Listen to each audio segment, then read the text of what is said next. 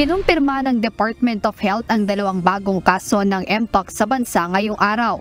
Ang nasabing 2 bagong kaso ay natukoy sa Metro Manila at pareho itong MPXV Clade 2 na siyang mas mild na uri ng nasabing virus. Mula July 2022 hanggang sa kasalukuyan, umabot na sa 12 ang kaso ng Mpox ang naitala sa Pilipinas.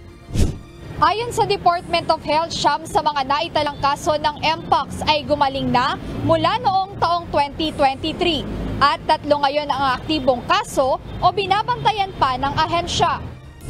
Ang pagkalat ng mga bagong kasong naitala ay dulot rin ng unang babala ng DOH kaugnay sa close at intimate contact o skin-to-skin contact sa mga taong posibleng infected ng Mpox virus. Ang ika-11 kaso na naitala ay isang 37 taong gulang na lalaki mula sa NCR na nakaranas ng mga sintomas noong August 20, 2024.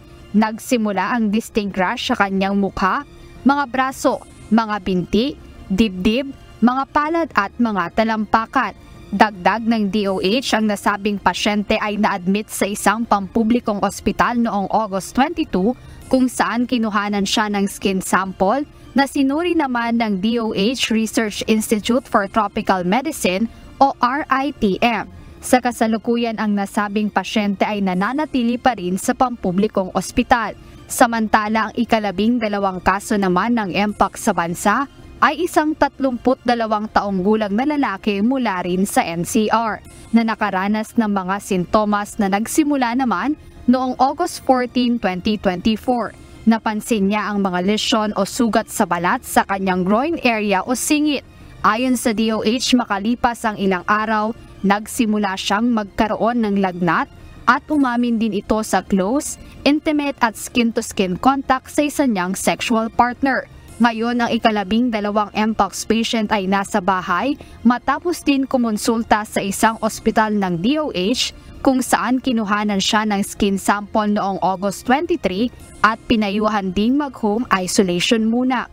Kaugnay nito, muling nagpaalala ang Department of Health sa mga sintomas ng Mpox na skin rash o lesion sa lining ng mga bunganga at bibig na maaaring magtagal ng 2 hanggang 4 na linggo. Kasabay nito ang lagnat, sakit ng ulo, pananakit ng kalamnan, sakit sa likod, mababang enerhiya at namamagang lymph nodes. Ayon sa DOH, maaari namang mapatay ang Mpox virus gamit lamang ang sabon at tubig, kaya mahalaga ang paghuhugas ng mga kamay at pagpapanatili ng kalinisan sa katawan.